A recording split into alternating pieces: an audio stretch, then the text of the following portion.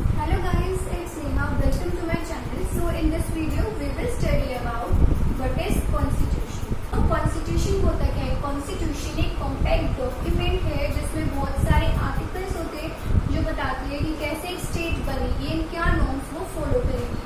Norms हम basically rules को बोलते हैं. जो constitution होता है हर एक country में अलग बनता है. जैसे हमारी कंट्री है, हमारी कंट्री में एक ही डॉक्यूमेंट पे हमारा कॉन्स्टिट्यूशन है, बट बहुत सारी ऐसी कंट्रीज हैं जिनमें सिंगल डॉक्यूमेंट नहीं है, बहुत सारी सीरीज है डॉक्यूमेंट्स की एंड ये साथ में मिलकर कॉन्स्टिट्यूशन बनाती है. ऐसी कौन सी कंट्री है? For example United kingdom. So constitution में होता क्या है? Schedules, articles. तो इनके अंदर क्या होते हैं? जैसे राइट्स, सिटीजन्स के क्या राइट्स है, प्रोविजंस, स्टेट के क्या प्रोविजंस बना रखे हैं, उसके लोकेशन को लेके, बॉर्डर को लेके एंड उनकी लैंग्वेजेस को लेके. एंड इसमें क्वालिफिकेशन भी मेंशन है कि अगर कोई ऑर्डिनरी पीपल प्राइम मिनिस्टर या प्रेसिडेंट बनना चाहता है तो बन सकता है, बस उसको कुछ स्टेजेस है उसको क्वालिफाई करना पड़ेगा. ऐसे जो हमारी गवर्नमेंट होती है, जो उसकी पावर होती है, तो उस पर लिमिट्स होती है कुछ. ये नहीं है फिर उनका जो मन हो वगैरह करेंगे. सो नेक्स्ट जो हमारा कॉन्स्टिट्यूशन है वो अडॉप्ट कब हुआ? कॉन्स्टिट्यूशन अडॉप्ट 26 नवंबर 1949 को हो गया था एंड फोर्स में कब आया? 26 जनवरी 1950. सो अडॉप्ट और केम इनटू फोर्स में डिफरेंस क्या है? अडॉप्ट मतलब कि सबने साइन कर दिए, हमारा कॉन्स्टिट्यूशन बन गया, बट जितना भी पेपर वर्क है वो इस दिन हुआ था. तो कितना टाइम लग गया हमारे कॉन्स्टिट्यूशन को बनने में? 2 years, 11 months एंड 18 days. सो जो हमारा कॉन्स्टिट्यूशन है जब बना उस टाइम पे हमारे पास 398 आर्टिकल्स थे and in 22 parts and 8 schedules थे. इनको ओरिजिनल शेड्यूल्स या फिर ओरिजिनल आर्टिकल्स भी बोलते हैं. एट प्रेजेंट हमारे पास 448 आर्टिकल्स है 25 पार्ट्स में, 12 शेड्यूल्स है एंड 105 अमेंडमेंट्स है. सो जो हमारा कॉन्स्टिट्यूशन है उसके मेकर्स कौन है? जो मेंबर्स है कॉन्स्टिट्यूएंट असेंबली के, वे मेकर्स है हमारे कॉन्स्टिट्यूशन के. सो जो कॉन्स्टिट्यूएंट असेंबली है उसकी फर्स्ट मीटिंग कब हुई थी? 9 दिसंबर 1946. सो जो कॉन्स्टिट्यूएंट असेंबली है उसमें अराउंड 300 मेंबर्स हैं, बट जिसमें से जो मेन है वे 6 मेंबर्स हैं, जिनमें से 2 ये हैं, मतलब ज्यादा ये पूछ जाते हैं. जैसे जो चेयरमैन कौन है? Doctor B.R. अम्बेडकर. ऐसे प्रेसिडेंट कौन था कॉन्स्टिट्यूएंट असेंबली का? राजेंद्र प्रसाद. पी से प्रसाद, पी से प्रेसिडेंट. ऐसे ही कुछ और मेंबर्स की बात करें, जवाहरलाल नेहरू, सरदार वल्लभ भाई पटेल एक्सेट्रा. सो जो जितने भी मेंबर्स होते हैं कॉन्स्टिट्यूएंट असेंबली के, वे इलेक्ट कैसे होते हैं? क्या वो अडल्ट फ्रेंचाइज से होते हैं? इसका मतलब कि जो भी 18 ईयर्स से अबोव है, मेल हुआ फीमेल हुआ, सबके पास राइट था यहाँ पे इलेक्शंस में पार्टिसिपेट करने के लिए? तो ऐसा बिल्कुल नहीं था. इनडायरेक्ट इलेक्शंस थे. तो आपको पता है उस टाइम पे जो ब्रिटिश ये रूल कर रही थी, तो जो ब्रिटिश कैबिनेट है उसने एक प्लान कंपोज किया जिसको कैबिनेट मिशन बोलते हैं. इसमें क्या है कि चाहे जितने भी प्रोविंस हैं, प्रोविंस क्या होते हैं जिसपे ब्रिटिश का कंट्रोल था. ऐसे ही जो प्रिंसली स्टेट्स है, प्रिंसली स्टेट्स मतलब जो प्रिंसेस होते हैं, किंग्स होते हैं, वे उसको संभाल रहे थे, बट जो बाहर की सारी पावर है वो तो ब्रिटिश के हाथ में थी. एंड ऐसे जितनी भी स्टेट है जो इनको मतलब सीट कैसे मिली, ये इनके पॉपुलेशन के अकॉर्डिंग इसको मिली. उसकी रेशियो क्या थी? 1:10. तो जितनी भी सीट्स थी हर एक प्रोविंस में डिस्ट्रीब्यूट थी 3 कैटेगरीज में, Sikh, Muslim and general. And जो प्रोविंस के मेंबर्स थे उनके इलेक्शन कैसे हुए उसको बोलते हैं प्रोसेस को सिंगल ट्रांसफरेबल वोट. ये मतलब बैलेट पेपर होता है हर एक मेंबर से, मतलब जो मेंबर वे सबसे उनको अच्छे लगते हैं, जो प्रेफरेंस में जिनको वे मेंबर्स बनाना चाहते हैं उनके नाम उनको प्रेफरेंस में लिख लेते हैं. तो जो मेजोरिटी में आए वो मेंबर्स बन गए. ऐसे ही जो प्रिंसली स्टेट्स हैं इसमें कौन से मेथड से मेंबर्स बने? कंसल्टेशन मतलब बातचीत से मेंबर्स बन गए.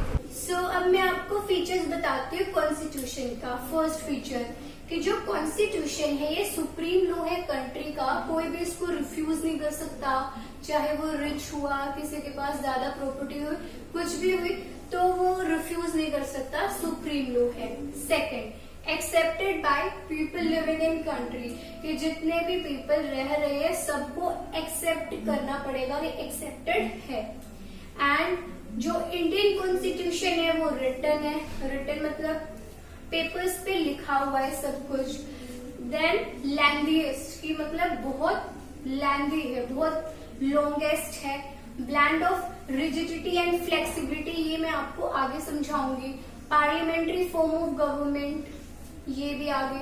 एंड इंडिपेंडेंट जुडिशरी है, कि जो जुडिशरी है वो किसी पे भी बाइंड नहीं है, कि जो भी वो ऑर्डर लेगी, जो भी जज ऑर्डर लेता है वो किसी पे भी बाइंड नहीं होता, कि वो फेयर ऑर्डर ही लेता है हमेशा।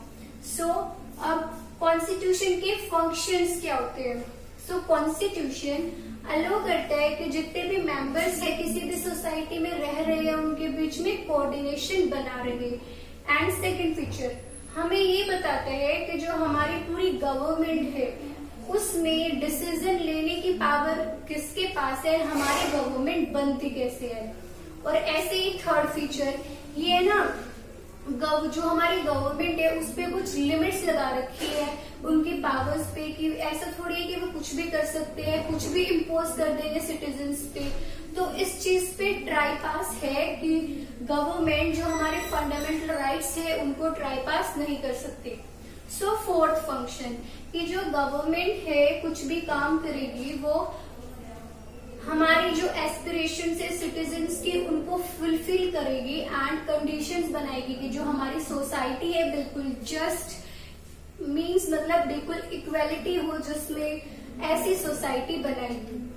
Fifth, fundamental identity of a people. So जो कॉन्स्टिट्यूशन है ना, कोई भी पीपल हुआ उसकी फंडामेंटल आइडेंटिटी बताता है। तो पहले हो गई political. So fifth feature fundamental identity of a people. So जो कॉन्स्टिट्यूशन है हमें एक फंडामेंटल आइडेंटिटी देता है, जैसे कि हम इंडिया में रह रहे हैं तो हमारे पास नेशनल आइडेंटिटी क्या होगी कि हम इंडिया के सिटीजन्स हैं। तो ऐसे ही जो कॉन्स्टिट्यूशन है उसके अंदर भी कुछ होती है political identity and moral identity. Political identity वे होती है जो मतलब रूल्स के ऊपर होती है, नॉर्म्स के ऊपर होती है। एंड मोरल वैल्यू वो हो गई, मोरल आइडेंटिटी वो हो गई जो हमारी मोरल वैल्यूज पे डिपेंड है। जैसे हमारे जो फंडामेंटल राइट्स हैं ये हमारे सारे वैल्यूज पे डिपेंड है। सो नाउ हमें जो ये कॉन्स्टिट्यूशन है इसकी जरूरत क्यों है? हम कॉन्स्टिट्यूशन के बिना भी रह सकते हैं। तो कॉन्स्टिट्यूशन की हमें इसलिए जरूरत है कि जितने भी डिफरेंट पीपल हैं एक सोसाइटी में रहते हैं, तो जितने भी सिटीजन्स हैं उनके बीच में ट्रस्ट जनरेट करने के लिए एंड कोऑर्डिनेशन बनाने के लिए, प्लस जो सिटीजन्स हैं और गवर्नमेंट है इन दोनों के बीच में ट्रस्ट बनाने के लिए कॉन्स्टिट्यूशन है। एंड कॉन्स्टिट्यूशन सबके लिए सेम है, सबको फॉलो करना है, बिल्कुल इक्वल है। एंड ये सबको साथ में रहने के लिए एक वे देता है। सो ये इतना भी इजी नहीं होता कि सब इक्वल रह ले, सबकी डिफरेंट कास्ट होती है, तो ये बहुत मुश्किल होता है क्योंकि सबको फियर होता है कि वे खुद के इंटरेस्ट को सेफ गार्ड्स करे। सो हमें इसीलिए कॉन्स्टिट्यूशन की जरूरत है। So now what are the types of constitution, कि कितने टाइप के कॉन्स्टिट्यूशन पूरे वर्ल्ड में है। सो जैसे रिटन कॉन्स्टिट्यूशन, जैसे इंडिया का कॉन्स्टिट्यूशन है कि जो कॉन्स्टिट्यूशन पेजेस पे रिटन है, तो वो किस किस पे है? इंडिया में एंड यूएसए में। ऐसे ही सेकेंड टाइप पे हमारा अनरिटन, की मतलब बहुत सारे ऐसे प्रोविजंस हैं जो ओरली है एंड द कॉन्स्टिट्यूशन ही रिटन फॉर्म में नहीं है, जैसे Israel and United Kingdom. Third type है हमारा रिजिड कॉन्स्टिट्यूशन। सो रिजिड क्या होता है कि जैसे हमारी जो पार्लियामेंट होती है उसमें बहुत सारे ऐसे प्रोविजंस हैं कि जो हमारे कॉन्स्टिट्यूशन में लिखे हुए कि पार्लियामेंट उसको अमेंड ही नहीं कर सकती, तो इसी चीज को हम रिजिड कॉन्स्टिट्यूशन बोलते हैं। Then fourth one flexible constitution. तो इसमें क्या है कि हमें कोई सी भी लॉ को अमेंड करना है तो उसके लिए हमें पार्लियामेंट में स्पेशल मेजोरिटी चाहिए होती है, तो वो चीज अमेंड हो जाती है, तो उसको हम फ्लेक्सिबल कॉन्स्टिट्यूशन बोलते हैं। Fifth one unitary constitution. इसमें क्या होता है कि जो मतलब पावर की शेयरिंग होती है वो ना सारी पावर सेंटर के पास ही होती है, तो उसी को हम बोलते हैं unitary system. Six one was federal constitution जो हमारी इंडिया में है कि हमने पावर को डिवाइड कर रखा है, शेयर कर रखा है स्टेट के साथ भी, और अब तो हमने लोकल के साथ भी कर लिया, तो उसको हम डिसेंट्रलाइजेशन बोलते हैं। Then 7th type of constitution was republican. ये उन स्टेट में होता है जैसे इंडिया, जिसमें जो सिटीजन्स हैं इलेक्ट करते हैं अपने हेड को, जैसे प्रेसिडेंट, प्राइम मिनिस्टर हो गया, उनकी एक फिक्स टर्म होती है, सब कुछ फ्री एंड फेयर होता है, तो इसी को हम रिपब्लिकन बोलते हैं। Then 8th one was our monarchial constitution.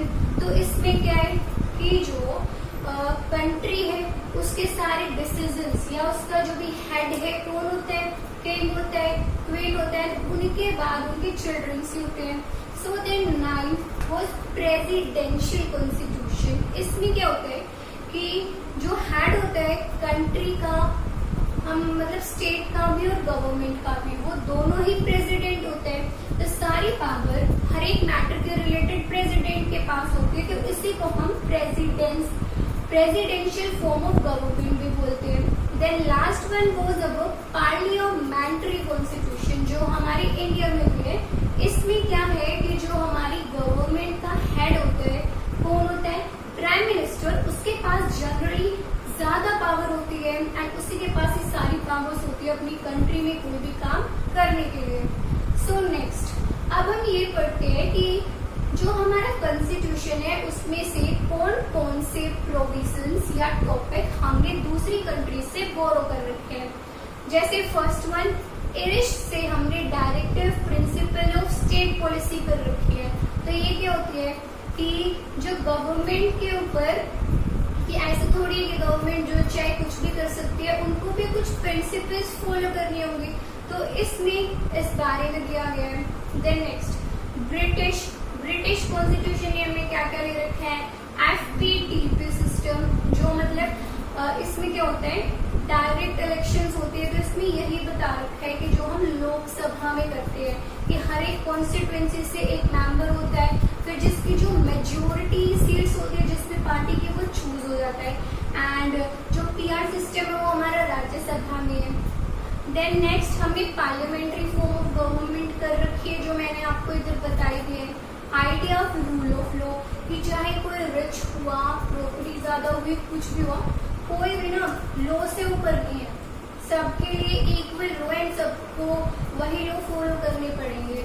जैसे फॉर एग्जाम्पल कि कोई कुछ ऑफेंस करता है, तो चाहे वो रिच हुआ या पुअर हुआ या प्रेसिडेंट ने किया या ऑर्डिनरी सिटीजन्स ने किया, सब इक्वली पनिशेबल है। इसका मतलब होता है रूल ऑफ लॉ। ऐसे ही मतलब स्पीकर का क्या इंस्टीट्यूशन होगा, उसके क्या रोल होंगे, क्या हमारे लॉ मेकिंग प्रोसीजर्स है, ये सब कुछ हमने ब्रिटिश से लिया है।